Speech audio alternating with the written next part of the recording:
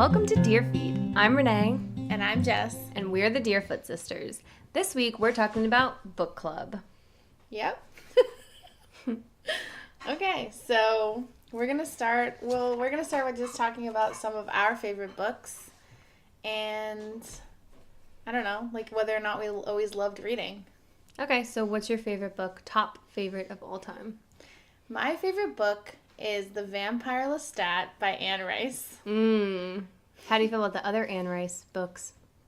The Vampire Chronicles? And the other works. So, Anne Rice has written a lot of books. I've read the Vampire Chronicles, well, most of them. And I also read the Beauty series, which is unusual. Basically like a more intense 50 Shades of Grey, but also a better written 50 Shades of Grey, in my opinion at least. But it's definitely a lot kinkier, so if you thought 50 Shades of Grey was wild, you might not want to get into the Beauty series. It might be a little too extreme for you. Interesting. So what makes Vampire Lestat? Is that the first? It's actually the second book in the Vampire Chronicles. The first would be Interview with the Vampire. Yep. So Interview with the Vampire, it's very similar to the movie. I guess we could talk about that in our segment or section of this podcast where we're talking about books that are made into movies. Did you guys know that sometimes books are made into movies? They are, and sometimes people write papers about it and say that. As their thesis statement. So Interview with the Vampire is basically written from Louis' perspective. And I know you think it's boring. It is more boring. Mostly because Louis is like a really boring vampire. But I read about 85% of the Vampire Lestat, and I never finished it. What? I just thought it was weird. The whole thing with his mom was weird. He had like a weird, because he like made his mom a vampire, right? Right. Spoiler alert. I mean, this book's like 30 years old or something, right?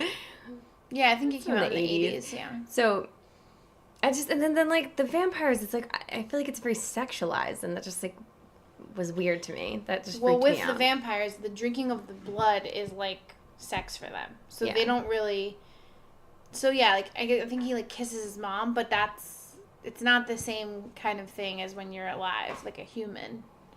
Oh, well, I guess I just don't understand.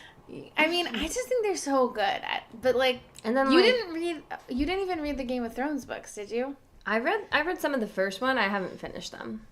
I was talking to somebody who read like the Lord of the Rings books, and then they thought that like A Song of Ice and Fire wasn't good.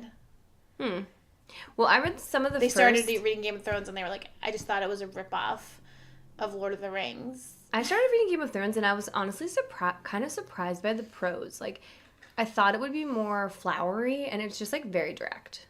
Like, it wasn't a difficult read.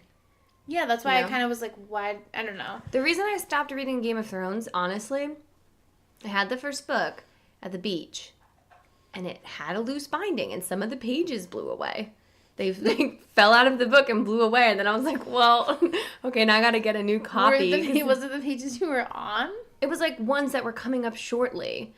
And then I was like, okay, well, I can't read this now because I'm missing pages and various spots in the book. So I was like, I'll just get another copy. And then it just never came to fruition. So I feel like you could have skipped. So anyway, let me go back to the Vampire Chronicles.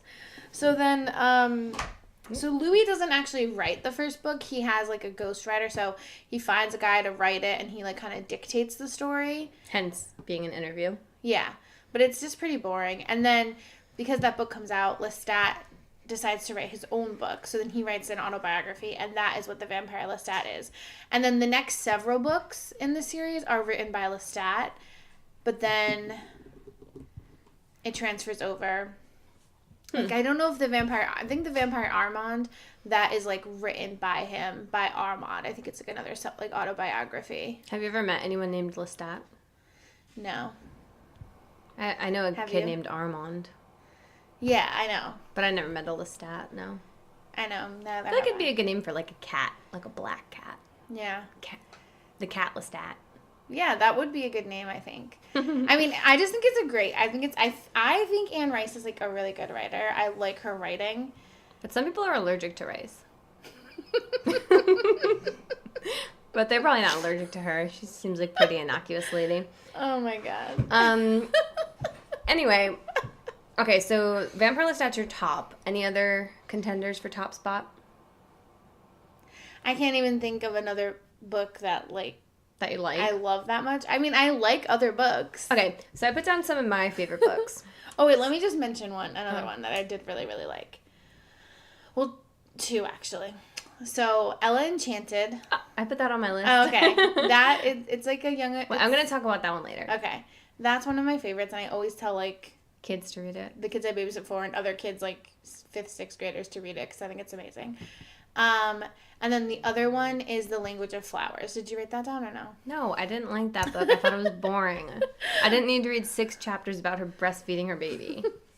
Well, that book is about a girl who grows up in foster care, and then she ages out and she's on her own. And when she was in foster care, she had one foster parent who taught her all about the language of flowers, which is basically in Victorian times, the type of flower that you sent someone, all flowers have meanings, and you would say a lot by sending a certain type of flower. So an example they give is sunflowers. What do they mean? Infidelity? I think yellow roses meant that. But then sunflowers meant something weird, and they were it's always weird to me that people want sunflowers at their wedding because it means something No, I think it was yellow roses. No, it was definitely sunflowers, Renee, because then yeah, our friend not had my them in her favorite wedding, and I was like, "Are you sure?" Because I think we read the book before her wedding. Yeah. But she loves sunflowers. But anyway. Yeah, so then she ends up making bouquets for people's weddings, and everyone's like, "Oh my god, these are so amazing!" And it's because she has knows to go the secret through language. a lot of stuff to realize that she's a person who deserves love, and it's very touching and beautiful. Yes, and everybody in our beautiful. book club loved it except for one heartless person, which probably because she had her brain removed. I had my brain removed. Okay, so I put down a couple of my favorites. So my original favorite book when I was Was oh, the I Very have Hungry a favorite Caterpillar? book. No, that's a good one though. Actually, that wasn't my favorite. It's really kid kind book. of not that good. It's kind of boring. Well, as a kid, I loved reading Shel Silverstein. Yeah. And I loved the books of poems. I would read them all the time. Yeah. No, but my first favorite book was The Count of Monte Cristo. Oh, yeah, that's true. I forgot about that one. That is Which a good one. I read when I was quite young, 11 or 12, I want to say. It's pretty young. It's in middle I school. think you were 14. No, you were 16, I'm pretty sure. No, I was pretty young. All right. And it whatever. was, I think it might have been an abridged version. I'm not sure. Oh, you know what? In Chatham, they read it in 8th grade, so you probably read it then. Because remember? We didn't read it in school. Oh, okay. I never read it in school. So, I really liked that book. I thought that was a really good one. And I should probably read it again because it's been a very long time, at least 10 years. I'm currently rereading it. Oh, really? Oh, well, there you go. I have to restart, though, because there's so many French names and I don't speak French. Yes, it's confusing. And I mean, all the when I say characters. currently, I mean, I started it, I've restarted it and read about half of it, 4 or 5 years ago, so I would, have no idea what's going on. And they'd be like, wait, what's this person again? And it's on my Kindle, so I can't even, flip back in the pages. Okay, so then another book that I love that I always tell people to read is Can You Keep a Secret by Sophie Kinsella. Dang, you thought of some good ones. I Yeah, that's a never great one. read the Shopaholic series. Me either. But Can You Keep a Secret is by her, and it's really funny and sad, and there's emotional parts. It's basically about this girl who is on an airplane, and there's really bad turbulence, so she thinks she's gonna die, so she starts divulging all of her secrets and confessing all her sins to the person sitting next to her, who turns out to be the big owner or major boss of her company. And then they fall in love, but there's mishaps, and it's very funny, but also there's sad parts. Yeah. So that's a good one. I always recommend that book to people. I'm if you don't, people who tell me they're not really into reading, I'm you should try this book because it's really funny. You laugh, you cry. I read that entire book on a day at jury duty. And let me just say, if you think that book isn't for you because maybe you're an old man and you just think we're young ladies who like stupid books, our grandfather actually read it and he really liked it. And I think at the time he was over 80. Yeah, so it's a good one. So, yeah. And then you mentioned Ella Enchanted, so I also put I really enjoy reading young adult novels, young adult fiction, because I think they're very angsty a lot of times. So a lot of emotions happening, and they're just they've always been interesting to me, especially when you just want a quick read, something you can read in just a couple days. So Ella Enchanted is definitely on my list. It's a great book. I cry every time I read it. It's so good. She's such a strong character too. Like she's She's strong. amazing. Yeah, and it's by Gail Carson Levine. I wrote down the author. And it's so much better than the movie. The movie is so bad. That movie infuriates me because I feel like they didn't have to change all the things. They changed so much and made it so dumb, and Carrie Elwes plays a creep. That's like classic for him. But it like tarnishes the book. I feel like because people are like, oh, they don't want to read the book. Then people don't want to read the book. Like I saw that movie, it sucked. Yeah, and I'm like, I mean, I think some people like the movie for like what it was, but I think it's just. Sorry, Renee was moving her chair. She wasn't farting. Okay, sorry if you heard my chair moving. They did. Okay. Well, I had to move it because my slippers were like squeaking on the floor a lot, so I was trying to move it so my feet were in a more comfortable position. Why are you even wearing those things on your feet? All right, so then I also put some other books that I like in the young adult genre. Wait, can I guess one? Okay. Blood and Chocolate? No. You like that book. Do you remember that book? Yes. You read it, though. I read it after you, because you were like, this is a good book. It was fun. I, again, don't even think I finished it. I think I read like 95%. And I never read the last chapters. I only read like after she showed her boyfriend and then they had the fight. So basically it's about a girl who's a teen werewolf, and then she like meets a boy. Who's human. And then she says something about like, oh, what, did that become a movie too? I don't know. Not that I heard of. I feel like it did, because I remember, like, at one scene, they're, like, in an old movie place, and they're, like, used to make film with silver or something. Oh, and that's probably why it's called the silver screen. So I guess maybe, like, the old film had, like, silver, and she was like, oh, my God, this is so dangerous for me. Maybe it was just a scene from the book, but I feel like I remember seeing that in a movie. Oh, yeah. And she gave him, like, he gave her, like, a pentagram necklace. But, like, it was silver. And she's like, the symbol of my people, but in the only thing that hurts me. And I was like, this is so dumb. And her mom was like, I hate that you wear that, because it's, like, I guess if it, like, got inside their skin, it would, like, make them sick or something. I don't know. Or it was, like, lethal. Yeah, so Blood and Chocolate was not on my list. Okay. Oh, yeah, there's a movie of it. It came out in 2007, a fantasy horror film. Oh, my God. I never saw that movie. Oh, and apparently there's a Blood and Chocolate, too. Okay, who's in the movie? I have to look it up. I don't know who's in it. Okay. Wait, no one I've ever heard of. You talk about the other books, and I'll look it up. Okay.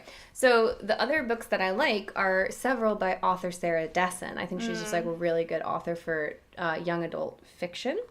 And the first book I ever read by her was Dreamland, which is a little different from her other books. It's about a girl who's in an abusive relationship. So she's a teenager, and she gets into this relationship. It's like her first serious boyfriend, and then he ends up being physically abusive. And that was like, I really liked that book because it touched on a lot of really serious topics. I read that one when I was like, I think 12 the first time. And actually, I think afterwards, Jess... Wait, I'm sorry. Can I tell you something? Yes. The guy that plays, like, the main love interest in Blood and Chocolate is Hugh Dancy, and he also plays Char in Ella Enchanted. It's really funny. It's kind of weird. Okay. Okay, so yeah, you guys can check out that movie if you want to. It got a 5.5 on IMDb out of 10 and a 33 Metacritic score. So not very good.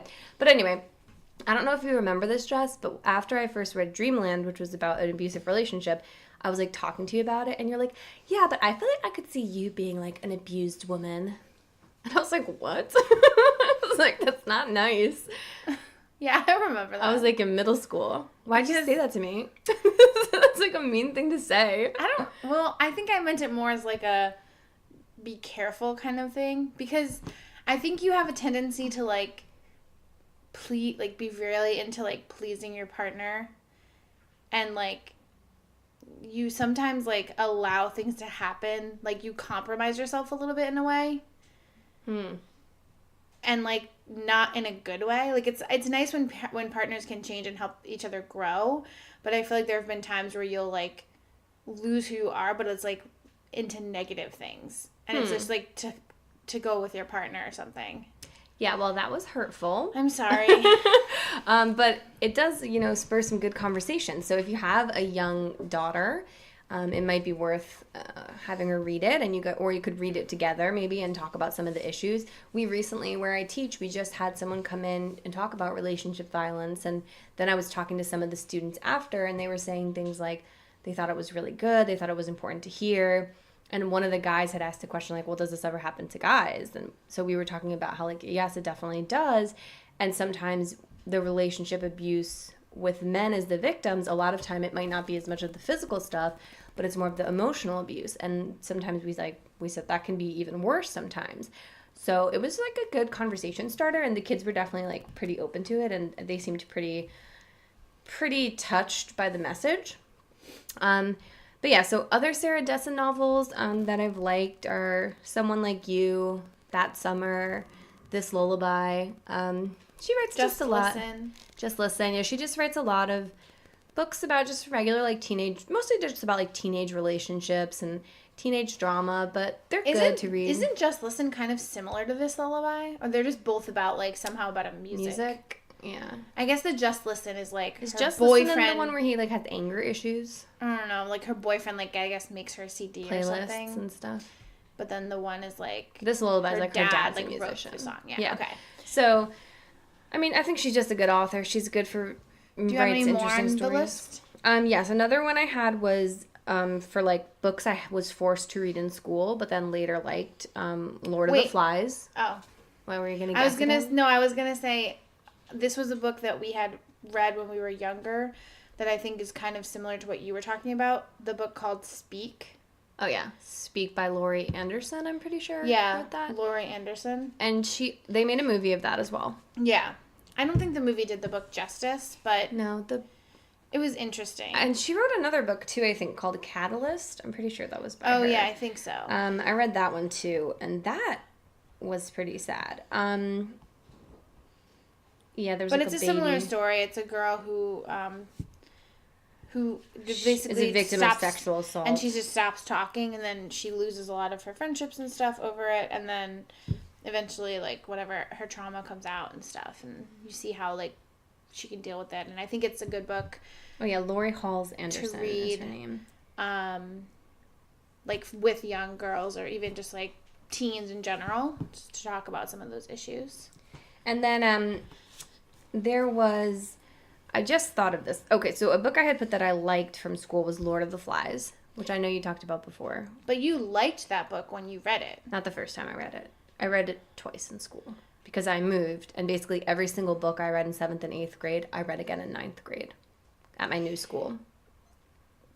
Okay, so you're saying that because when you were in 7th or 8th grade, because we were living at Uncle Al's house, you told me to read it. That's when I read it, because I never read it in school. My school never read it. So you were like, read this book, and then I remember you were like talking to me about like all the symbolism and stuff, and I was like, I don't give a crap about that stuff. Are you sure that was when we lived at Uncle Al's? Yeah, I positively remember, because it was when your bed was maybe lofted I did like and mine it right was away. like catty corner to yours. I thought I didn't, but maybe I did. And then I was going to mention one other author who I really love is Poe. I love Poe. Anytime I come across anything by him, I'm just like, he's mostly just wrote short stories. So every time I like see one, I just like read it. And I just got a really cool book that's like stories of Poe told in modern media. So they're like comics and like other just like cool sort of Is it the same illustrations. Words, though? I haven't totally read through it. I think some of them might be abridged, but yeah. So I'm like, it seems like it's like a modern adaptation.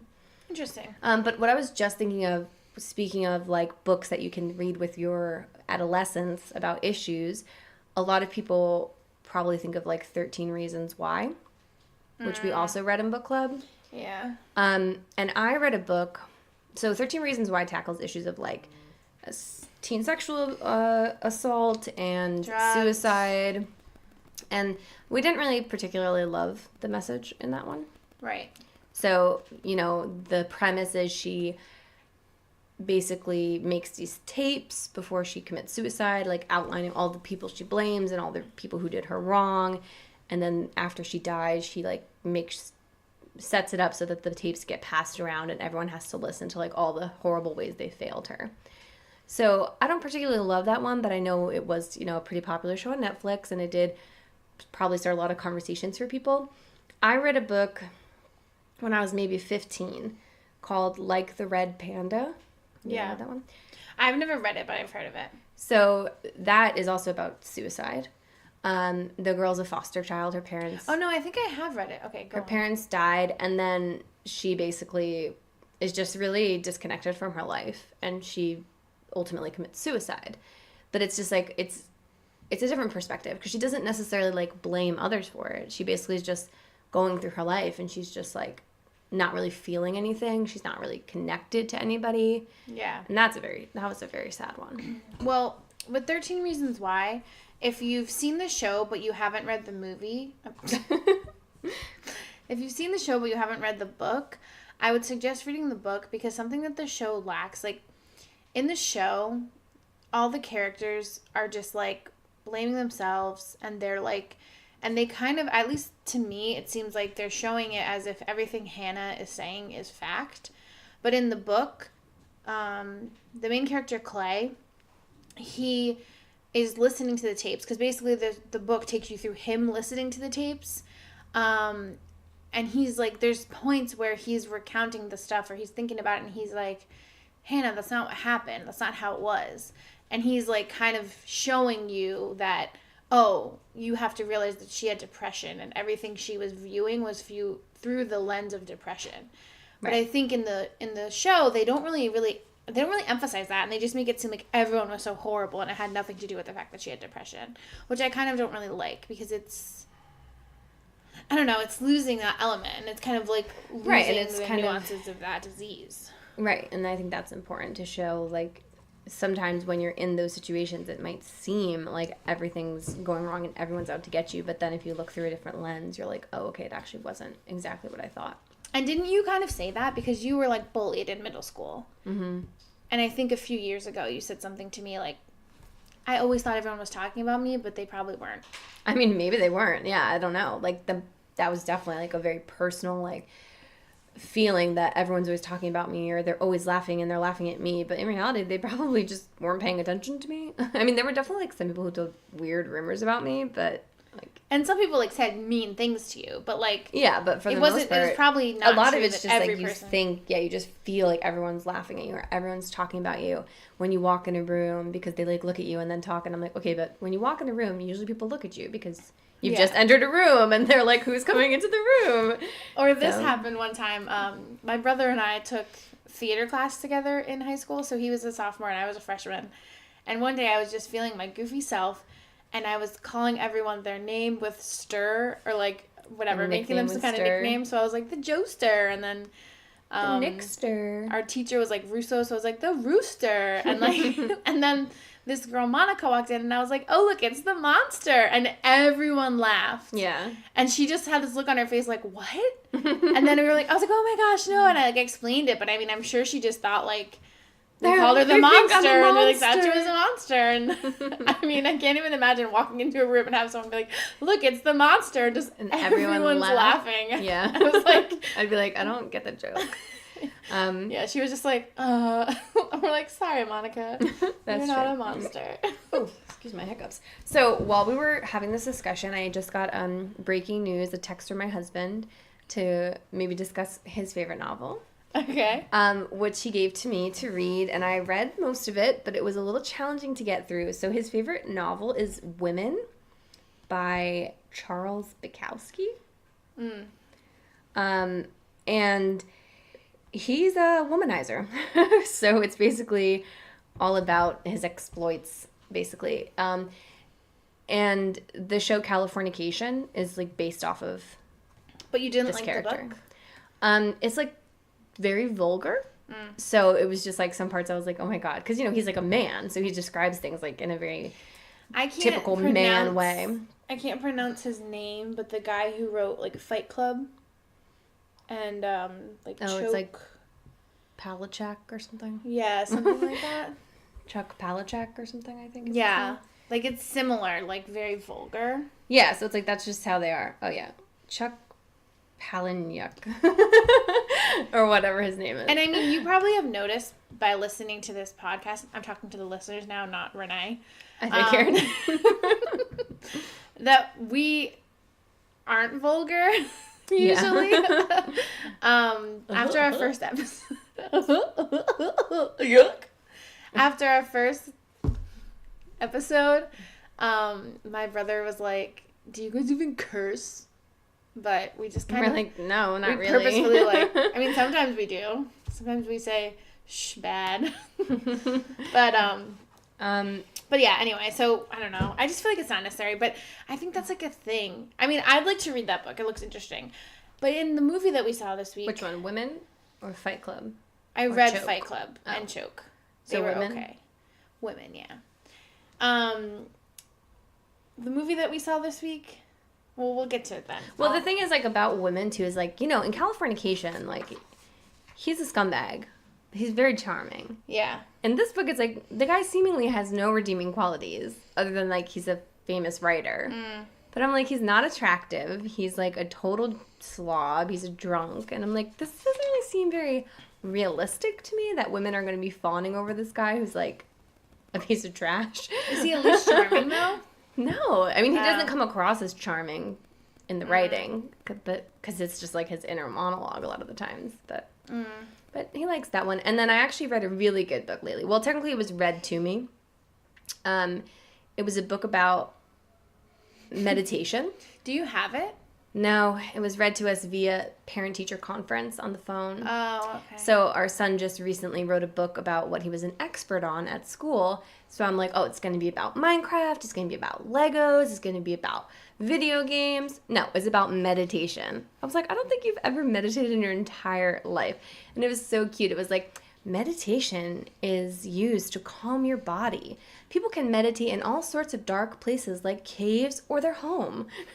And then at the end, he was like, by reading this book, I hope you learned a lot about meditation. Namaste. And his teacher's like, that was all him. I didn't tell him any of those words. I didn't give him any direction. That was completely him. Because she read us another passage he wrote, and it was something like, the lights were like stars in the shimmering night sky. And I was like, oh. And she's like, well, I had them write, like, in the night sky was one of the things they had to write, but he added the shimmering on his own. And I was like, oh, nice adjective. Nice. So, yeah, so he's been improving in his writing, which is good. That's so cute. So, yeah, may soon be a famous author. Speaking of, there are a couple of really good books written by Renee. I didn't know this was on the agenda for tonight. Well, you just mentioned the one that Finn wrote, so I just had to say. So what I think we'll do is we'll have a video that we'll put onto our YouTube channel of Renee reading at least The Adventures of Cinder and Ella, because that's the best one. And then definitely reading your bios that you wrote about yourself, because those are just classic. Okay, so yeah, I have a couple books.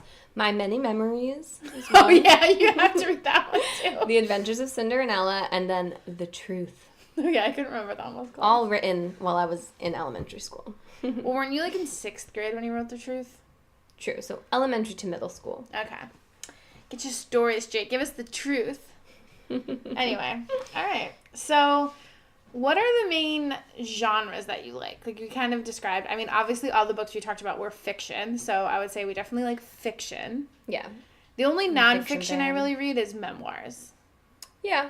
Oh, like Running with Scissors. We didn't even talk about that book. Yeah, That's a that pretty was good. one. And I just read... And A Child Called It. Yeah. And I just read one that was... what was it? I gave it to you. Oh, Brown Girl Dreaming. That one was interesting. It's written in verse, so it's like a long poems, or everything is a poem. That's interesting. Yeah, I mean, fiction I definitely prefer. I don't read a lot of nonfiction. I just don't find it as interesting. I mean, like, I do a lot of reading in terms of, like, research for educational purposes. Right. You read a lot of scientific articles. Yeah, I read a lot of science writing. Do you read pop science stuff? Yeah, I read all kinds of science literature. Yeah. Because I try to like include current events in my lessons. So, but my favorite genre is probably mystery and horror. And then I like young adult as well. Yeah. Which is kind of its own genre. I don't know. It's weird. Like, I guess I like fantasy. Yeah, you like fantasy. Because, I mean, the Vampire Chronicles are probably classified as, like, fantasy. And then, like, the Game of Thrones books are probably fantasy as well. So Yeah, so I read a lot of horror and mystery. Mystery I like. A lot of times it's formulaic, but sometimes they get you. And it's just interesting. Like, I read, like, just the typical James Patterson or... And then you've read some... You didn't really mention any horror books, but we both read Pet Sematary. Yeah, I like Stephen King, and I read, like, another horror book recently by Dean Koontz, which was weird. And then I read another... I didn't say you haven't read any. I said you didn't mention any. Well, like, I feel like a lot of them are very similar. Like, the mystery novels, I feel like they're just kind of, like, all the same. Yes. Like, they're good. They're a good read, and they're interesting, but they don't, like, stand out to me in any particular way. That's true. And horror books, I haven't read a ton, and I like them. want to read It. I want to read It, too. I'm going to read that one. It's very long. Actually, did I ever tell you how I opened up to a passage of It because someone had left the book in my classroom? Was it the weird orgy? No. But it was extremely weird, and it made me, like, think Stephen King is totally not connected to the real world. Because basically in the passage, it was something like they were eating fortune cookies, and when they opened the fortune cookies, like, disgusting stuff was in them. And he's like, a part of them must have known there was something wrong, because instead of just biting into the cookies like they normally would have, they opened them first. And I'm like, who in the hell just bites into a fortune cookie? There's paper in there. Like, everybody cracks them open. Yeah. It was really weird. I was like, Stephen King, nobody bites into fortune cookies. Then you would just be eating your fortune. Everyone cracks them open, and then they were, like, filled with blood or something, like, gross. But it was just that was, like, the first passage I opened to, and I'm like, that doesn't make sense. But wait a second. Like, you've heard the whole, like, idea that you're supposed to eat the cookie for your fortune to come true. Yeah. So maybe you're actually supposed to bite into it. Maybe you're supposed to just eat the fortune and never read it. No, like, you bite into it, and then you if it's in your mouth, you pull the paper out. I don't think so. I don't know. I mean, I've never done it that way. I've never seen it done that way, but he's older than we are. So, no. Okay. I think he just, that book's like Why don't you really, tweet really him? long. So Tweet maybe, him. maybe I will. I'll be like, what were you thinking? I'll be like, at Stephen King. Yeah. Please take a video of yourself eating a fortune cookie and then read this passage. Explain. Please do that. That's on your agenda. Okay.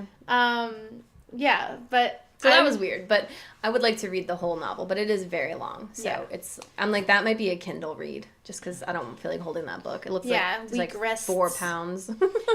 This segues nicely into, I wanted to talk about, a library near us does this book sale every year, and so it's run by, like, the friends of the library, and they collect all these books, and then they have the entire basement of the library just filled with books. Yeah. And they sell all the books for, like, 50 cents to $1. The very, very new books are $2. But, like, a couple years ago, I got the entire Harry Potter series hardcover, got, like, the Hunger Games hardcover, Sisterhood of the Traveling Pants, like, a bunch of different books, whatever. The Harry Potter, $7. $1 per book. And this year, I was trying to find Stephen King books, but they didn't have any, and their horror section was really small. So I think it just depends, like, whatever they get that year. Yeah. But I was kind of disappointed because I had just read That's Pet weird Sematary. because I got a bunch of Stephen King's at that same sale. That's where I got Pet Sematary, and I got the year before. Yeah. Yeah, so I think it just depends. Like, they fluctuate, obviously. Right. I'm just saying it's But weird. I have so many books, and I have to, like, read more. I was reading so much before, and then, like, I kind of haven't been reading as much. I read a lot in the summer because I just have more time. Yeah. Because it's very hard to me. For me, I'm like a devourer of books. It's hard for me to, like, read for 20 minutes a night. It's like, if I can't read this whole book in 2 days, I'm probably not going to start it. That's just who I am as a person. Stop watching TV. Like, I don't even really watch a lot of TV. Most days during the week, I don't watch a lot of TV. 'Cause or I have it on it when for I'm, like, me doing is, like, laundry. I'm like, okay, well, I could start reading books because then it will help me wind down better anyway, and probably get less, like, help me get more into the sleeping mode than if I'm, like, getting addicted to some Netflix show and then I'm just binging it all night, you know? Right. So. Because I just, like, work till late every night. So That's usually true. even when I watch TV, it's like, when I'm in the shower, I watch, like, a TV on my phone, or, like, when I'm folding laundry, or when I'm cooking dinner, doing the dishes or something, so. That's true. So, yeah, it's kind of a running joke because every year I, like, tell my roommates, oh, I'm just gonna pop over and see what they have at the sale, and then I come back with, like, 50 more books, and they're like, where are you gonna put those? Yeah, she has, like, just books in every crevice of her room. That's why I had to clean off my the like shelf thing, because now I bookshelf? have a whole stack of books back there, and then I put all my like toiletries in front of it. All right. Yeah, I figure if you're gonna have like clutter, it's okay if it's books. that's true. It's not Well, a bad also thing to for have. me, like once I read the books, I usually give them away. So I'll either give them to someone that I think would want to read them, or we're lucky because our library in town takes book donations, and they have like, it's either like I think they actually sell them, right? They're like, oh, they're like $1 or something. Sometimes they leave them. Also, like our community The pool has them like, too, yeah. So I accepts either books. donate them to the pool in the summer or like the library, which is nice. So yeah, Renee and I are in a book club that now. Do you remember when we started it? I think it was in 2013. It's a long time ago. Because I know it was before Eileen got married. And there you go, you hear your name again, Eileen. She's like, I'm always mentioned. Oh, Well, shout out. yeah. I don't know. Did we? So yeah, because I'm trying to think like where we lived when we had it at our house. Well, we were living in Wayne at the one part, so it was definitely during 2015, but it was definitely before that too. Well, I moved into Wayne in 2014. The end of 2014, December. Oh, okay. Because we lived there for the year of 2015. Okay. So. But so it was either 2014 or 2013. So like 5 or 6 years. Yeah, Wait, no, that's not how long that has been. 4 or 5 years. It's a pretty long time. If Well, our 5 or 6 years. if our book club was a child, it would be starting kindergarten. Yeah. So. But we did take a little bit of time off. Yeah, and we don't meet that often.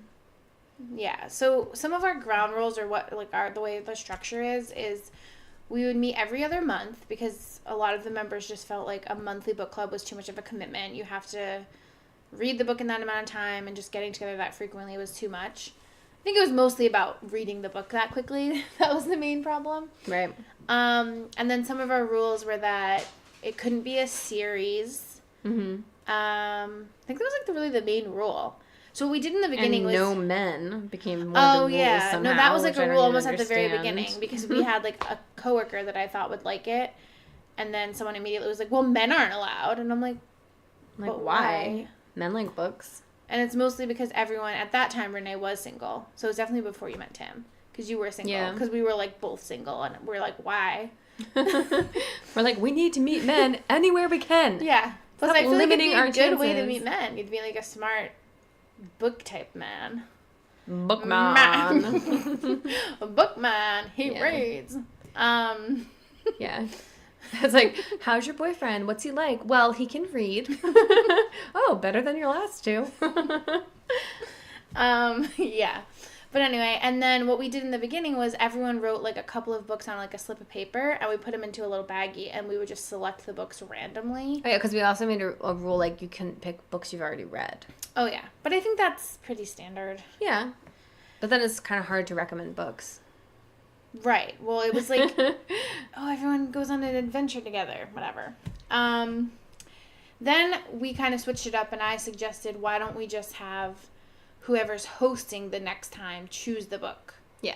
So then it just kind of became more like we weren't just randomly picking, or these suggestions may have gotten old or It's something. just weird because I feel like we've read a fair amount of books in book club, and I enjoy reading. I read fairly a lot compared to some. Fairly a lot. But I feel like haven't really liked any of the books that we've read in book club. None? Like, I really haven't liked any of them. What about almost. A Man Called Uwe? I just feel like I really didn't like any of them. Like, none that I was like, oh my god, this is such a good book. Or that I was, like, so enthralled with. But you did not read the last book. No, I You didn't. go to book club. I didn't. I was working. So the last one that we just read was Margaret Atwood's Orcs and Crake. And I liked it. It was interesting. So you think it's worth a read? It's sci-fi. Okay. And it's like a post-apocalyptic world, kind of. So it's futuristic, and they create this... There's a lot of, like, bioengineering and stuff. Okay. So, but it's definitely interesting. But then apparently it's actually part of a trilogy, which I did not know. Oh, I know. You broke the only rule. One of the only rules. But so basically it's like this one guy is the main character, and then I guess the second book is like from the other side, like another group of people Like the same who timeline. go through the same timeline, and then Oh, that's the interesting. third book is when they come together. Oh, that's kind of cool. So I was like, I'll like probably that. read them. All right. Some of the other members, we had our meeting on Friday, but it was only a few of us, so we just went to dinner. And most of the other members said they probably wouldn't read the other 2 books. But I like Margaret Atwood. I also wanted to read Alias Grace, which I saw the Netflix show of it. I think it was on Netflix, but it just looked really interesting, so I wanted to read that one. Yeah, and I think you were gonna talk a little bit about the demographic of our book club. Oh yeah, so we have 3 generations in our book club. So it's Renee and I and some of our friends, and then we have Momily, and sometimes some of her friends come. One of her friends has been a pretty regular member, and then for a while our aunt was in the club, but then it just became another too much of a commitment, or another thing that was just stressing her out. And sometimes one of her friends would come. And then it's our grandmother and some of her friends. Although her one friend passed and then her other friend kind of stopped coming, so. Right. But Mom's old coworker is sort of in that same generation. And she came for a while. she's more closer to Mom's age. Oh. Well, sorry. Whatever. Yeah, so you might have realized, because of the fact that there's some old ladies in our book club, sometimes they pick particularly boring books. At least from my perspective. Yeah, so the main... They like a book that I'm that was so boring. Wait, the other book, the other rule was that there must be wine, was the other rule of book club. So it kind of just became okay, we'll talk about the book for 3 seconds, and then Jessica will say how she didn't like it, and Renee, you never really express very strong opinions. That's because I don't always read the books. Anything. So apathetic. I mean, I don't know. Yeah. I express my opinions when I have them. It's Yeah, but even if I didn't like a book, that's not the only thing I would talk about. If we're talking about some of aspect of it, I would just talk about that. That's true. But the one that was definitely an old lady book. It was Palisades Park, and it was interesting. I don't know how you didn't read all of it, did you? No. I don't know how I would even describe it. It was a historical fiction, and Palisades Park, I guess, was a water park. It was a carnival kind of thing, but it was I think in Edgewater or something, or I don't know, somewhere in New Jersey, right? Kind of on the border of New York City. So yeah, wasn't it just northeastern New Jersey? So basically, it was this amusement park, and the family has a stand there, so they go there every summer, and it's just it's interesting because it's a historical fiction, so it's not a true story, but he incorporates a lot of actual events that happened, and it takes place over 45 years or something, a long time. But it was interesting because that time we actually started a pretty intense discussion, because this is a spoiler, guys. Oh, well, do you know it's an old lady book? Because at the time, the place where I was working was hosting a book club for senior citizens, and they were reading the same book. So I was okay. I know what kind of book club I'm in. But at one point in the book, the mother becomes the magician's assistant, and then she runs away with the magician and abandons her family. And one of our members was saying how she kind of understood that desire to want to pursue your own goals, and when you become a mom, that's your whole identity, and you might want to get away from it, or whatever. Right. And we both were that's so selfish. Yeah, and then she's it's not really selfish. And then Jess is well, you are not a child of divorce, so you don't maybe see it in the same perspective. But as a child of divorce, when your parents leave, regardless of the reason, you internalize that, Yeah. That's why in every time, in any show or any book where you see, divorce, the parents are always it's not your fault, we still love you. But at the end of the day, they always are going to think it's something they did. Yeah, exactly. So if your mom runs off, you're going to definitely think there's something you did that caused that. So maybe wait till your kids are a little older, or give an explanation, or don't abandon your family. Yeah, so it was it was pretty interesting, and we actually had a pretty good conversation. So yeah, better discourse. Like you said, we don't have to necessarily talk about the actual mechanics of the book or whatever, but sometimes they just bring up interesting issues to talk about, and there's good evidence from the book that can support your discussion or whatever. Right. So Okay, so anyway, so now we're just going to talk about some other fun things related to books. So one tip I had, if you wanted to sound really smart and well-read or whatever, is to just pick up a book that you've heard is, like, pretty interesting. If you want to be, like, really pretentious, get Atlas Shrugged. And just read, like, a couple of pages, and then you can just, for the rest of time, say that you're reading Atlas Shrugged because you started it and you just haven't finished it yet. But unless we just keep talking to the same people, then they're going to be like, still? That's true, You that's started true. that thing 8 years ago? I read one page a month, so I'll read it till I die. That's true, that's It's pretty true. long. Good point. Anyway, and we, like, love libraries. So there's we also love the show Arthur. I don't think I'm making new episodes. We like the original Arthur's. Things got weird on Arthur. Okay. We're talking about Arthur the Aardvark, you know? It's like also a book series. But the show on PBS, it was a good show. You know, he got his dog, his little sister DW, who's like the realest chick in the neighborhood. DW is awesome. Yeah, she's savage. She's my spirit animal. But then, like, newer episodes of Arthur got really weird. But we can save that for another time. Well, there's one where they make music videos, and one of the music videos is about the library, and they say that having fun isn't hard when you've got a library card. And then they do, like, the Dewey Decimal rap or something. Yeah. It's pretty good. You guys might just have my elbow crack. So anyway, what we're going to do when we're done with this episode or whatever, we're going to post, like, a blog post of all the books we've suggested with the authors and stuff. So you can always, like, figure out which books you want to read based on our suggestions. But we do encourage you to go to the library because it's free. Yeah. At least in America. I think in other countries you do have to pay for libraries sometimes. They're not always free. Well, also, the library is a great place, so you should just pay patronage to your library. Even if you aren't super into reading yet, because I always feel like there's still hope. There's so many programs at local libraries, and they're just so awesome, and I feel like librarians are angels. Like, they're just, like, so helpful. Pretty much, if you come to go to a librarian... Except the ones here who would not let me get a library card because it was, like... Well, they have very good DVDs. They don't want to just give them out to anybody. But if you have, like, a request for a librarian, they will go through a lot of trouble to try and find you the information you're looking for. Oh, the reference librarians? Yes. Yeah, because research is, like, their passion. They get excited about that amazing. Stuff. If you find a question they can't answer, they're more excited about it because they want to just, like, do more work to figure it out. Right. Because that's their thing.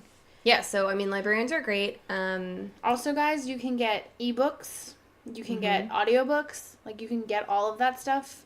And I'm not even just talking about, like, a CD. Like, you can actually go online. So from the once you go to the library once and get that library card, you can just go on your computer and download rent ebooks, or you can rent audiobooks, like, from your computer. So it's super convenient. And a lot of counties in New Jersey do, like, reciprocity in their libraries, or they'll have, like, libraries that are through the whole county instead of just your own town. So if your town has, like, a small library, you might be able to go to some of the other nearby libraries. Oh, yeah. Or what I do is I just, I always, like, reserve the books online. So then if they are coming from a different library, they'll just ship it to my library. And then they'll email me once it comes in. Yeah. So it's pretty helpful. Libraries are amazing. They're so great. So good. So another thing Renee had read once was, okay, sometimes when people pronounce words, they mispronounce them. So what did you, like, read about that? I read a quote, or it was just, like, a thing that was, like, you should never make fun of people who mispronounce words because it means that they learned the word through reading. And I was like, oh, that's such a good point. Like, that's so true. So then I try not to make fun of people who mispronounce words. Like, we had one friend, and what was the word that she kept mispronouncing? She told me that she had, like, a coat, and she's like, well, it's like fox fur. It's like fox fur. And I'm like, do you mean faux fur? Because I'm like, I'm pretty sure she doesn't have a coat made out of fox fur, like FOX. And she's like, oh. And I was like, yeah, it's like, that's like the French. And she's like, oh, okay. Because I'm like, that's, like, obviously a tricky one. Yeah. Faux. Like, that's true. So, but that was just kind of cute. She's like that word, haute or haute couture, like haute or hot. It's like, what is it? Is hot? Is it hot? I'm pretty sure it's pronounced hot, yeah. I think I heard it was actually haute, but people say hot because then it's like, you're like, that's hot. Oh, because I've seen, like, an eyeshadow that was called, like, hot chocolate. And why would it be called a haute chocolate? I know. That's why I think it's like a thing. Like, I mean, maybe it is. I don't know. And also, a lot of words can be pronounced multiple ways. We were actually just talking about this at school. Like potato. No. Well, nobody says potato in America, at least. People say tomato. Do they, though? I don't know. Tim says no. Tomato juice. But we were talking about either, either, neither, neither. And we're like, which one do you say? And I was like, I honestly think I say both. Yeah, I think I say both too. So, I don't know. Because you'd be like, me either. No. I was like, I think I say either. You'd say me neither, not me either. I know. You could say like, That's the only way you can't say it, is me either. have either one. Or have I'd either. choose either. I don't know. Yeah. I feel like I say both. I'm not sure. Because then my either. kids are always like, is it data or data? I'm like, it's either. And they're like, but which one's right? I'm like, they're literally, you can use either one. It doesn't matter. They're exactly the same. They're both appropriate pronunciations. I'm like, da-da. No, not da-da.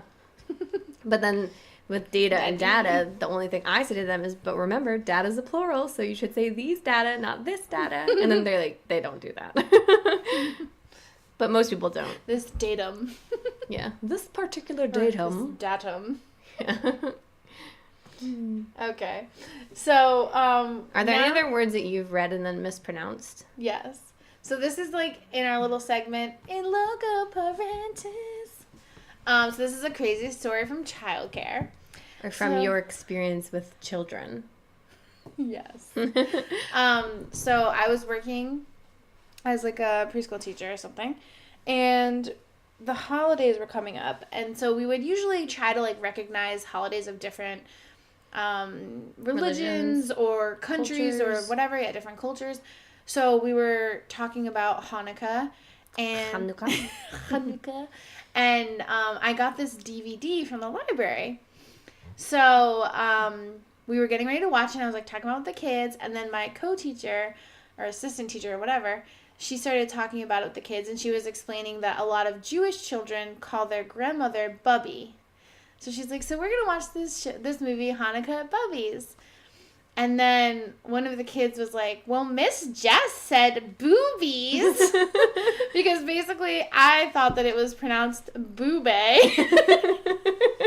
So she kept saying, we're going to watch Hanukkah at Boobays. I'm like, no, Hanukkah at boobays. That's how it's boobays. Because it's B-U-B-B-E, and I just was like, boobay. Like, you just didn't know what the word was. I had never seen it before. Like, have you seen the word yarmulke written? No, I don't know. It's like Yarmulke.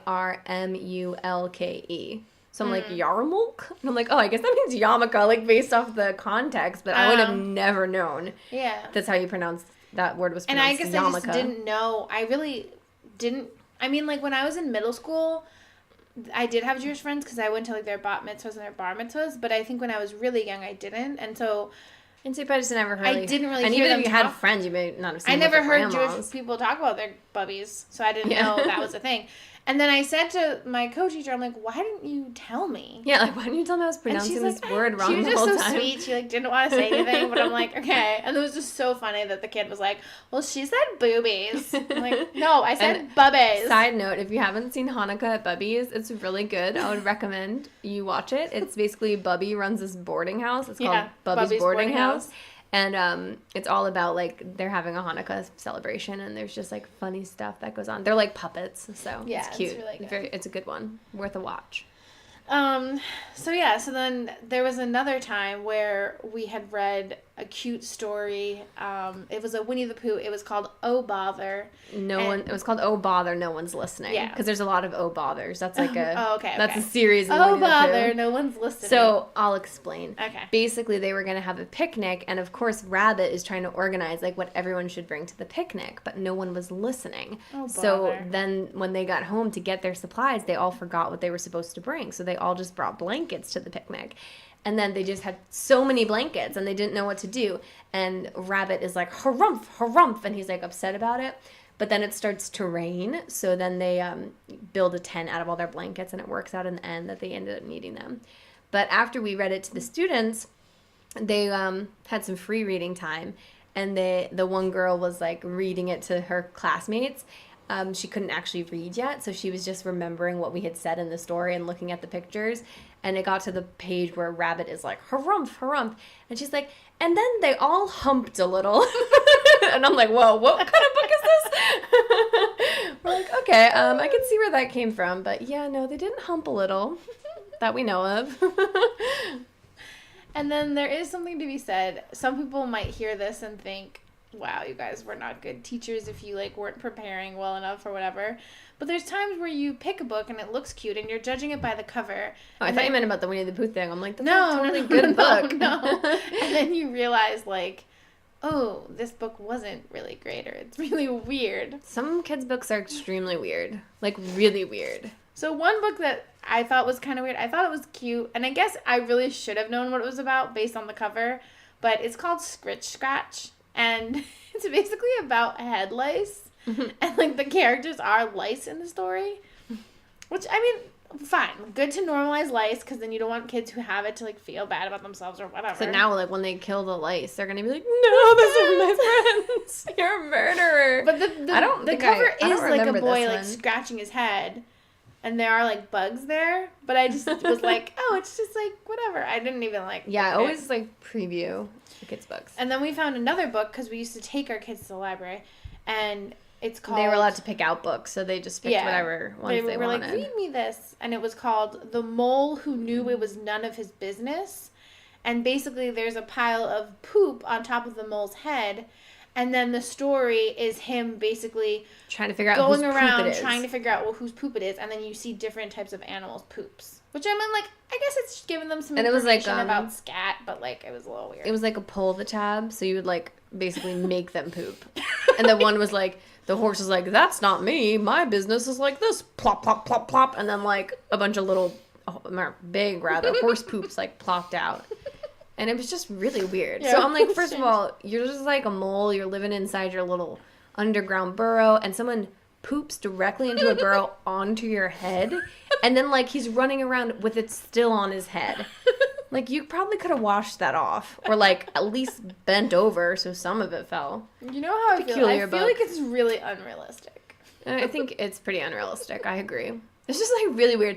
And there's so many, like, super weird kids' books that I've, like, read that I'm like, yeah, because a lot of times, like, the pictures look really cute, and you're just, like... and then you read it, and you're like, this was weird. Or when they get, like, super religious or something, like, in the middle. Yeah. And you're like, oh, I wasn't expecting that. So, those are weird. Yeah. But I love kids' books. I like reading them all the time. Picture books. Yeah. I love the pictures. Some of them are so cute. Yeah, when they're, like, really good pictures are so cute. And I like... right now we're reading Harry Potter with Finn. The illustrated version. Yeah, but usually we just read to him and he falls asleep after, like, 2 pages. But, what's Jess is, like, groping herself? What are you doing? I don't know. Anyway. Yeah, so that's been fun. But I'm pretty sure that that this version's, like, the British version. Yeah, you said that, because do they say, like, jumper or your torch? Well, they don't use torches, I guess. Yeah, there's, like, just some weird words. Like, even I feel like some of the names of people are different. Interesting. Yeah, So that's a good segue into us talking about books that are made into movies. So, I mean, so the Harry Potter books, like... I never read book 1 or 2 because they're boring. My brother and sister both said, if you saw the movies, you don't have to read those 2. Just start with book 3. Well, that's what I did, and I feel completely fine. Because honestly, like, can we just talk for a second? Like, Harry Potter and the Sorcerer's Stone is kind of a weird book. Like, Quirrell just, like, has Voldemort on his head, and then Harry's touch, like, burns him because of his mom's love. Like, seriously? Come on. I just feel like... really? There could have been, like, a better way to maybe resolve that. It just was it was very weird. Like, compared to the other books that I feel like, I'm not going to say are realistic, because obviously they're fantasy, but, like, that just seemed like a bit of a stretch. Like, she's like, how will I get him out of this? Oh, I know. He'll just touch him, and his love from his mom will burn his back of this person's head. And, like, poor Quirrell. What the hell? Well, there's a lot of BS stuff in the Harry Potter books. Like, I just feel like the whole thing, like, book 4 on, like, he makes so many of the same mistakes, and there's just so much stuff where it's, like, miscommunication, and I'm like in book 5, like, it doesn't even make sense that he, like, runs away and does it. Like, why doesn't he just, like, it's just stupid. Well, it's really dumb. Overall, they're great books to read. I mean, it's a great franchise, great series. I mean, they're okay. They're like They're fun. entertaining. Yeah, they're fine. J.K. Rowling's cool. She like has good tweets. Yeah, but I don't know. And their fandom is just so interesting. I haven't seen all of the movies. Like I think I saw movies 1 through 4. I don't think I ever saw movie 5 or 6. One of them you like had a gallbladder attack and left. Yeah, I think that was 6. And then another one we got in a car accident. And then that was 5 and 6. And then I think I saw 7. I think I did see both parts of 7. Because 7-1 was where, like, there was that sad scene on the beach. Right at the end. Oh, yeah. With the house. I don't want to say what it was. Because someone told me a spoiler, and I was reading Harry Potter, and then I was, like, told, well, you should have already known that because it's been out for, like, 20 years. Yeah, you can't spoil books that are that old. Whatever. Anyway, so... Can we talk for one quick second about spoilers? Just really quickly. Save it for the pet peeves. No, I'm just kidding. Go ahead. Because, yeah, it is my pet peeve. It's like when people are so upset about spoilers. And I'm like, do you only read so you can be shocked? And do you only, like, watch TV so you can experience a twist? Like, I just feel like you can enjoy a story well, even if you know the ending of the story. Sometimes better, but I mean, it is nice to get the shock, I think. It's nice, but I'm just like, some people get so upset about spoilers, and I'm like, okay, it's not that big of a deal.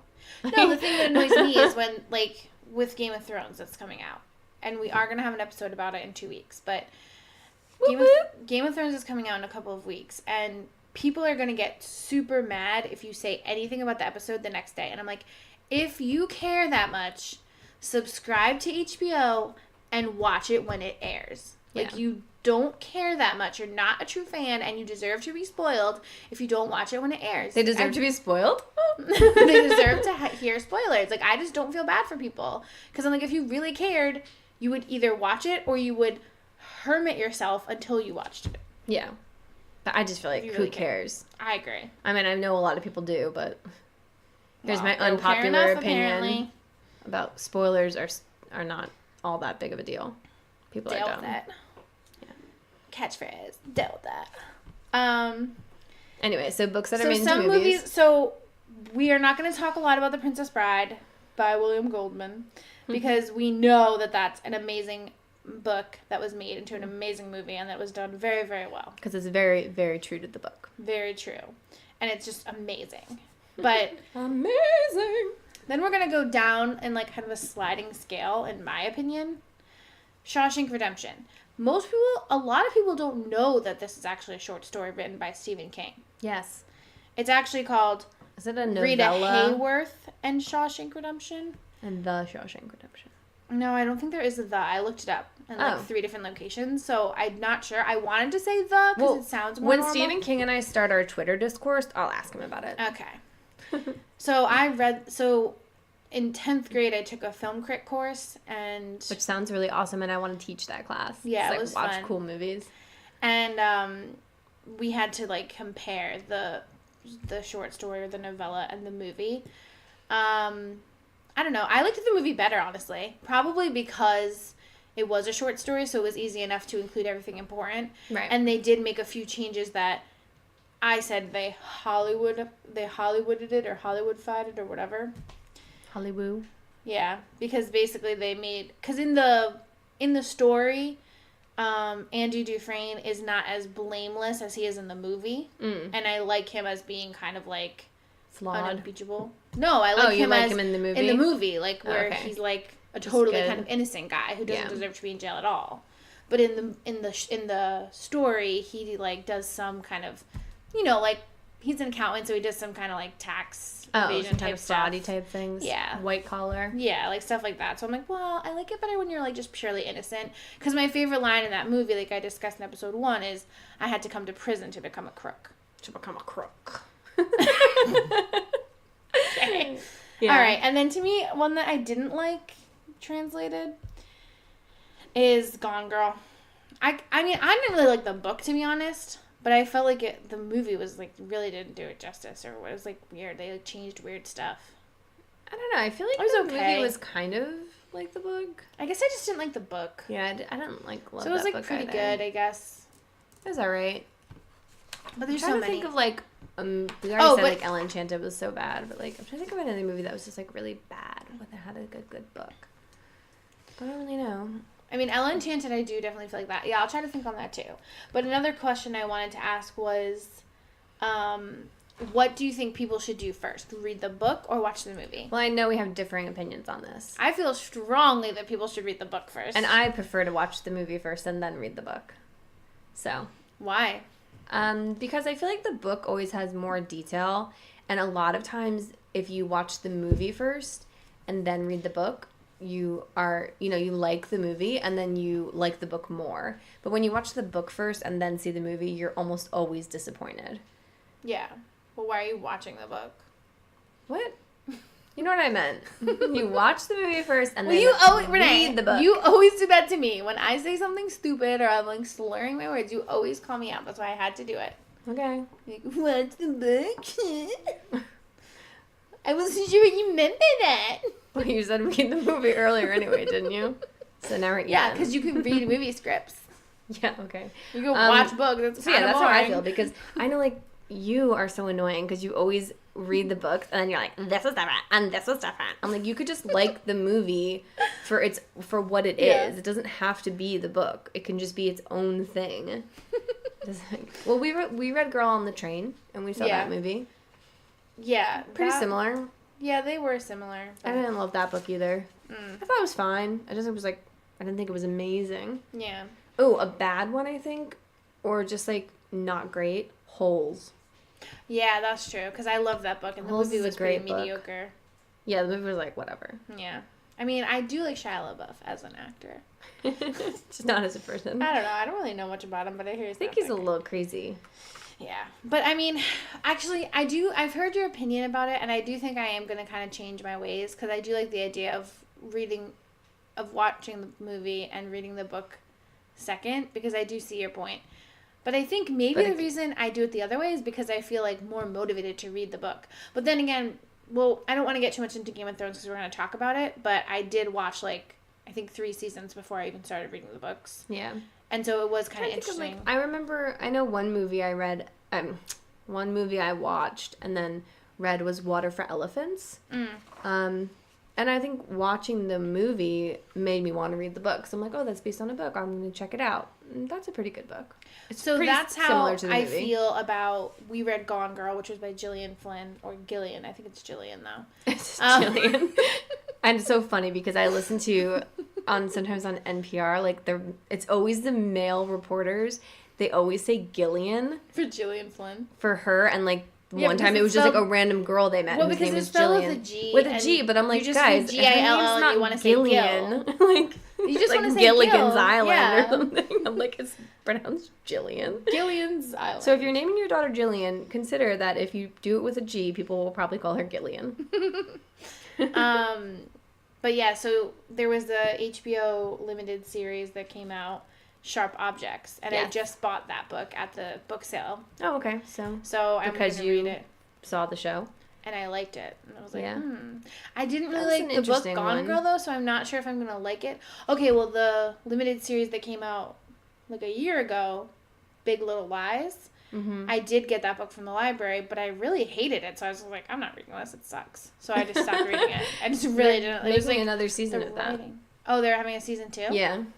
Interesting. I think it comes out this summer. summer. That kind of annoys me. I was getting really excited that they were just doing those limited series and, like, doing the book justice and then ending it instead of, like, this nonsense where they, like, the 13 Reasons Why thing. I'm like, just stop. It's dumb. Like, stop. I think they're having a 3rd season. And the thing is, like, there's so many good shows that are anthologies. It's like, just make it an anthology. Just do something else. Which is what they're doing with that Hill House, right? It's a new it's haunting of something else. And this new show on Hulu, The Act. Have you watched it? No. So it's an anthology season to season. So the first season is about Gypsy Rose Blanchard, who murdered her mom. She was the one whose mom had Munchausen's by proxy. And she, like, was pretended her daughter was paralyzed and got all these, like, awards and stuff. And her daughter has, like, a sugar allergy. And then basically she just snaps and stabs her to death one day. So it's interesting. The girl in it is the girl from The Kissing Booth. Oh. Joey King. Interesting. And Patricia Arquette plays the mom. Oh, yeah, that sounds good. I'll have to watch it. Yeah, it's like Hulu, and they only put out like 2 episodes so far. They're doing, I think, like 1 or 2 a week. Yeah, usually they do it like that on with Hulu. their originals. Yeah, but I started watching. It's pretty good so far. I think I'll like it. Nice. But I like stuff like that. It's kind of like a true crime-ish sort of. So that's true. But that's an anthology, and then really quickly, another very bizarre anthology series that we just started watching and actually watched all of was Death, Love, and Robots on Netflix. I'm probably going to watch that. I'm watching Russian Doll right now. So the thing about Death, Love, and Robots is the episodes are very short. They vary in length. Some are like 25 minutes. Some are like 7 minutes. And it's just really weird. It's like mostly sci-fi type futuristic stuff. There's like an episode about like soldiers, but they're werewolves. So like they're like ostracized in the army for being werewolves. And there's like an episode about like this girl in China who's like a fox girl, and then like this guy who hunts her, and then they like become friends. And there's like an episode about yogurt that's sentient and like takes over the world. So it's like it's Yogurt? pretty, yeah. That one's really short. It's like 5 minutes, but it's like pretty cool. So. Speaking of werewolves, I think that there's a new series coming out of the movie. I forget what it's called, like The Things We Do in Shadows, or What We Do in the series of movies. So it was a movie. Oh, okay. And it was like Jermaine, what's his name? Jermaine Clement? Yeah, he was in it. And it's basically like vampires, and it's like a documentary about vampires. But then there's also a band of like werewolves, and they're kind of like frat boys, and they like hate the vampires. But then like one of them says something, and his leader's like, "We're werewolves, not swearwolves." Oh.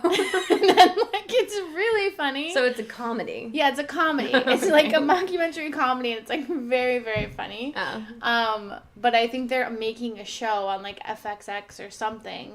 Yeah, but FX like has based weird shows. on and the FXX movie. is like FX Extreme. I don't know what that second X stands for, but they have like the really weird shows. I've heard FX has the movies though. Yeah, I've heard that too. Anyway, okay, we got to keep rolling because we're already at 1:11 now. So I can't see because you made me sit over here away from you, so I don't know what the computer says. It says 1:11:50. Okay, All right. So let's talk about our pet peeves. Well, I know yours. Pet peeves. No, this is both of ours. You want to say it at the same time? I don't know what you're going to say. I know what you're going to say. I don't know how. Exactly I was going to say when people say they read a book when they listen to it on audio. Try to say it at the Again, same time as you. sorry, Eileen. No, she doesn't say she read them, though. That's true. She says she listened, so that's fair. Like, I don't care let's if you be fair, listen to yeah. books on tape. That's great. Honestly, I should really start listening to books on tape because, like, I listen to just a lot of NPR, and I feel like sometimes I literally hear them report the same exact story. So I'm like, I could just be listening to a book on tape right now. But yeah, when people are like, oh, well, I read blah, blah, blah. It's like, did you though? You just listen. Just say, I listened to this book. Or you don't even have to say the verb. You can just be like, oh, well, yeah, in that book when blah, blah, blah happens, you know? Yeah. Like, you don't need to specify how you got the information. Right. And I mean, some people... I feel like the only people who defend it are the people that do it. Like, I don't think people who don't do it really defend it. I mean, I was, like, looking on Reddit, and that was, like, one of the posts was, like, I hate when people say they read books that they, like, listen to. Mm-hmm. Like, that's not reading. You can just, like, listen to it on tape. But also, like, I don't love books on tape because I feel like a lot of times the narrators are so annoying. Yeah. And just, like, can't get past it. Well, so the thing is, like, the reason that it is something that is annoying to us or a pet peeve of ours is because...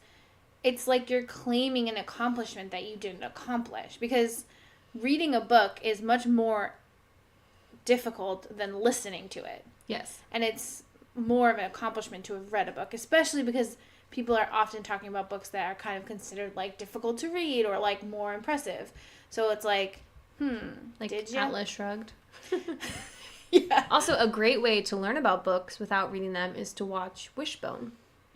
Yes. It's a great show, another PBS show where you can, he's a Jack Russell Terrier who enacts classical novels. Yes. Very interesting.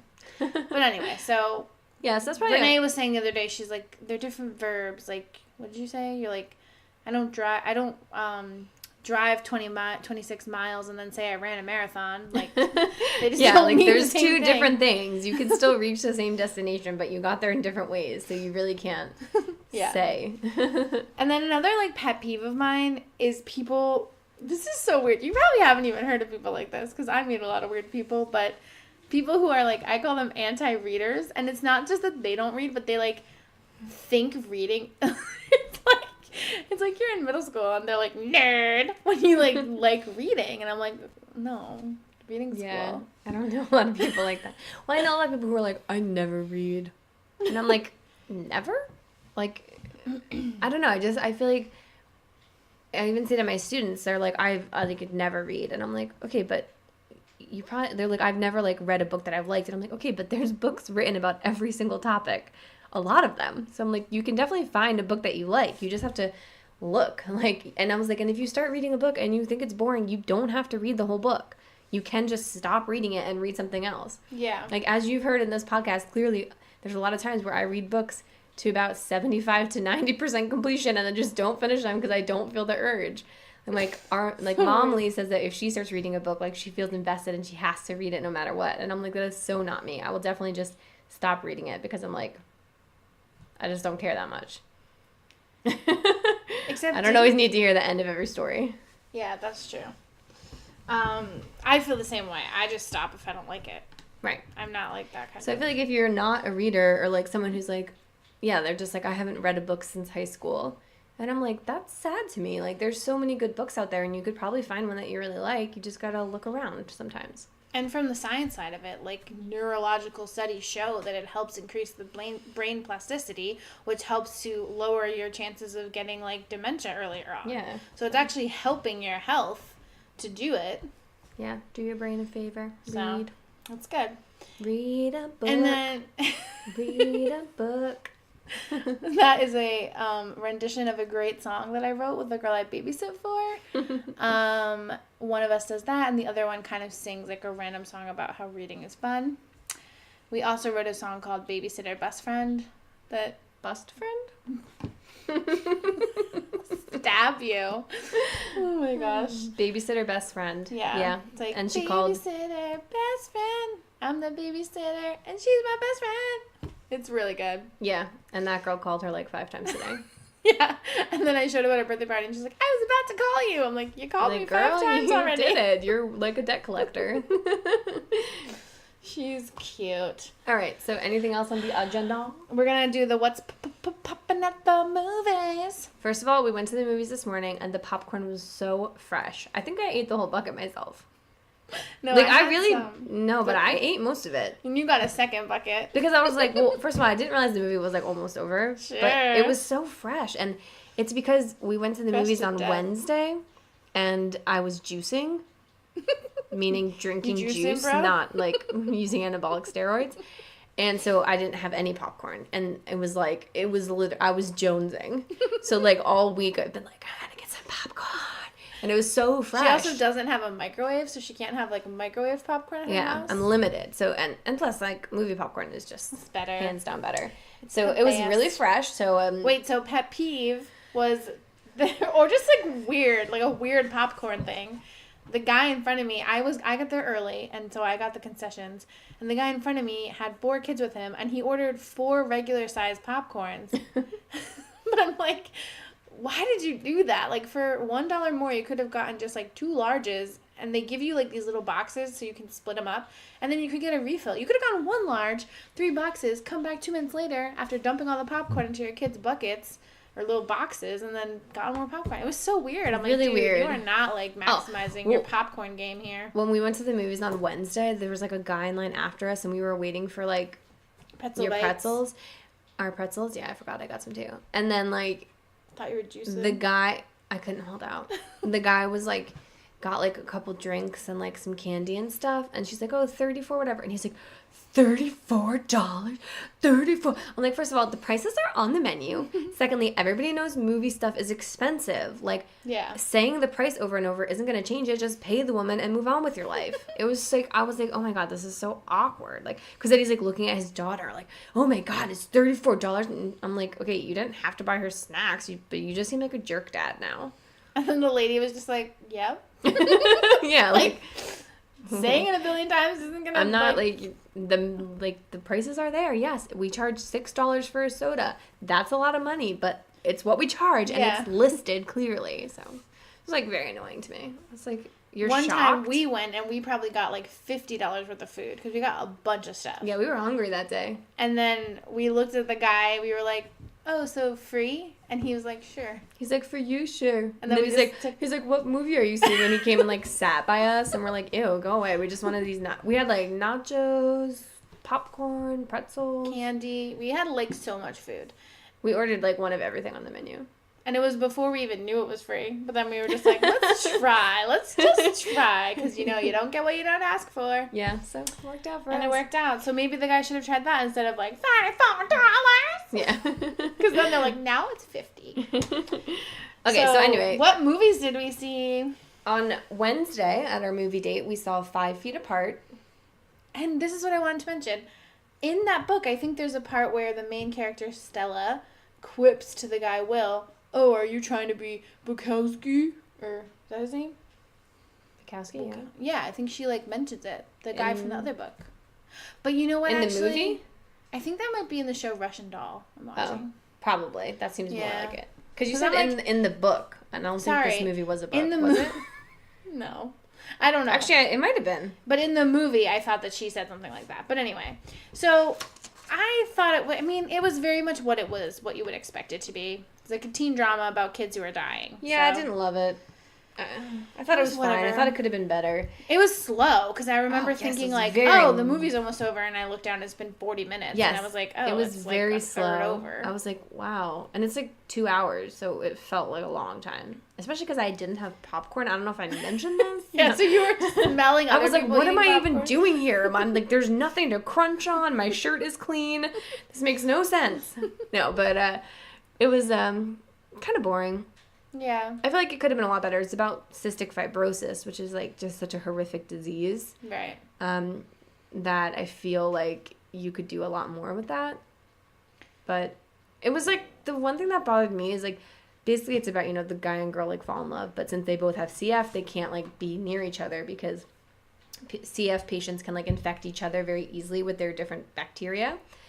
And they just, like, met in a really weird way. Like, they, like, barely met in passing, and then suddenly she's like, oh, my God, you're not taking care of yourself, and, like, tries to, like, mother him and, like, take care of him, and it was just, like, really weird, because I'm like, you don't even, like, know each other, and it just, like, made no sense to me, and then, like, I didn't really feel the chemistry. But when we were watching it, it was so funny. There were, like, 3 teenage girls sitting next to us. Yeah. And they were very talkative, but, like, their commentary was pretty valid. Like, they were saying everything I was thinking, and I was like, oh, my God, these girls are me.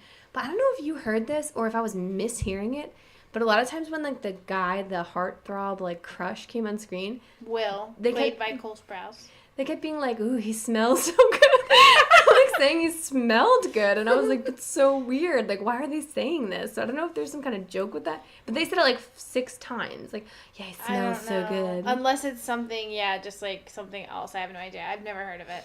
Yeah, so it was bizarre. But they were, like, saying some funny stuff. I didn't hear them say it. Because, like, the one time we were, like, I don't know, like, something was happening on screen, and I was, like, thinking something, and they were like, you better not kiss him, you're gonna die! And I'm like, I was just thinking that. Like, it was very funny. Yeah. But also slightly annoying, because they were very talkative. The other thing that was so unrealistic, which, you know, that is a pet peeve of mine, was so they have CF, so they wear these, so they do, like, these safety precautions when they go out of their rooms or when they're, like, around. And they wear gloves, and they wear face masks. They were always taking their face masks off, which I know was because it's not that interesting to watch people talk when, like, half of their face is covered. Mm-hmm. Like Mr. Feeney, I guess, or whatever. Not Mr. Feeney. That other guy. Wilson, like, Tool Time or whatever. From Home Improvement. Anyway. But it was like, I'm like, that, they just wouldn't do that. Because, like, especially the main character, Stella, she wouldn't do that because she was very, like, strict with the regiment. But the other thing was, I was saying to Renee, it was, at one point they then, like, have a feast and, like, wearing gloves. And I said, it doesn't matter if you wear gloves if you then, like, touch shit and then touch your face, like, or your mouth. Like, it's the same difference as not wearing gloves. Like, you would need to get new gloves every time you touch something. It's like when you're at, like, a fast food place and they, like, count the money with their gloves on and then, like, make your sandwich. Make food. And I'm like, ew. Well, like, that's the same thing. Your gloves are dirty now. Like, it's just dumb to me. So, to me, that was something stupid. But the thing that they kept taking their masks off, I was like, come on, that's dumb. Because what if he just happens to cough, which would they talk about it. It goes, like, 6 feet or whatever, and that's why they're supposed to stay that far apart. But sometimes they're not that far apart. It's also really confusing because, like, it's called 5 feet apart, but, like, for the whole beginning of the movie, they always are telling them they have to be 6 feet apart. And I'm like, what the hell? But then later they, like, rectify why it's So only you 5 never saw a feet. trailer? Because they talk about that in the trailer every time. I don't know. How she's like, I'm taking a foot back, and then she holds like a pool pool cue between them. Things got weird with that pool cue. Watch to find out.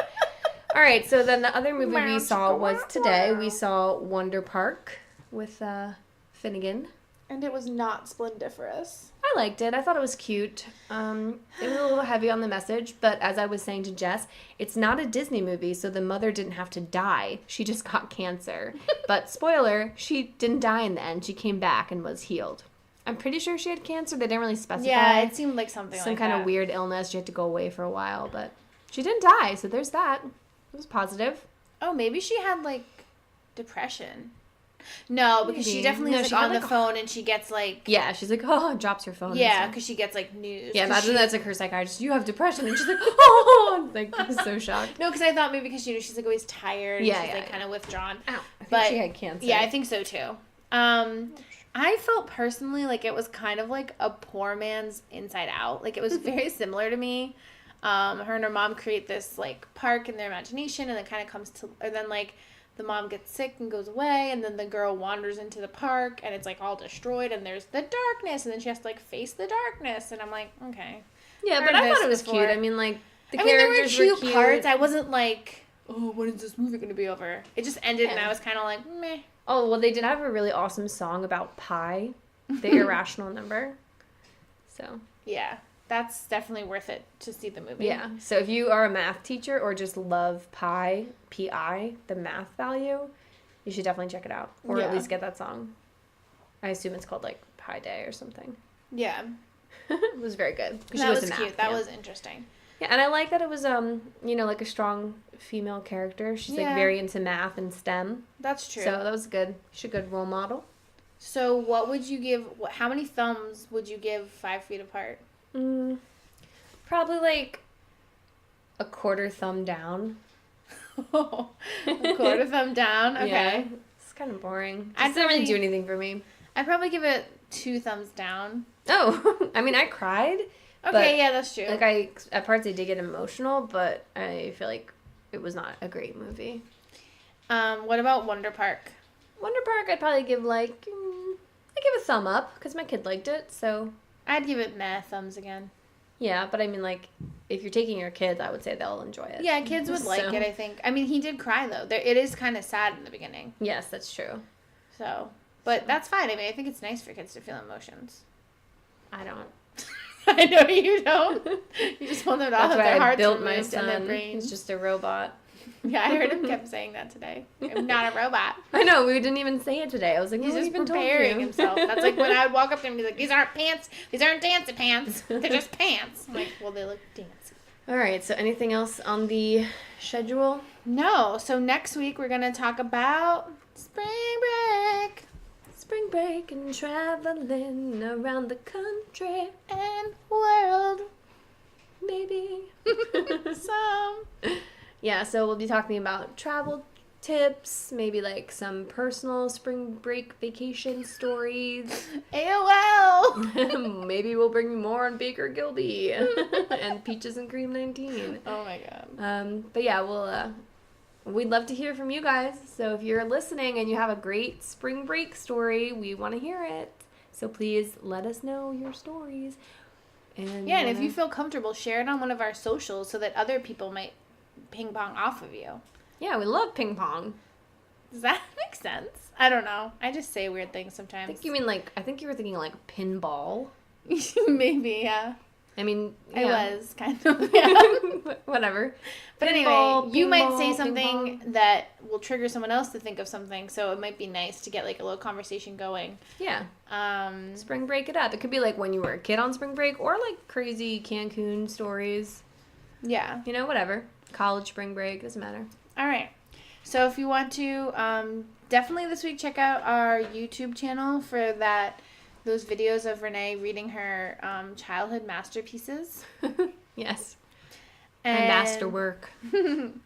And then you can check out our website at dearfootsisters.com. We're going to post the list of books that we recommended here, so you don't have to be writing them down. Although you might have already done it. I'm sorry. I should have told you at the beginning. We'll post it. Facebook and Instagram is Instagram and Twitter is Dearfoot Sisters, and Facebook.com/DearFeetPodcast. Also, if you've been listening on Apple Podcasts or Spotify, don't forget to leave us a review. We want to hear, what you think. Can you review on Spotify? I don't know. On Apple Podcasts, a 5-star review would be the best kind of review, of course. We don't have enough reviews yet to actually have a rating. No, I think we do now. Oh, my God. I am so bad at being social media manager. This is so embarrassing. I'm not going to cut it out, though, because I want the people to know how you are. Either way, you can still give us a 5-star review, because even if we already have enough reviews for a rating, more won't hurt. Yes. And if you want to be a super listener, which we know you do, the best thing you can do to support a podcast is to tell your friends. So tell a friend about this podcast that you think might enjoy it, or if you hate someone, tell them and then force them to listen as revenge. Also, if you listen through any of those streaming apps, even if you listen through the Podbean app, you can share it, and you can actually just text them. So you can share it through your text messages, and then they can just click on the link, and it will lead them right to the podcast, so they don't even have to worry about looking it up. Okay? Thank you. You're the best. We're the Dearfoot Sisters, and we're the Dearfoot Sisters. And we're prancing away. I want us to do it together. I was going to do an echo thing. Oh, we're the Dearfoot Sisters, and we're prancing away. Prancing.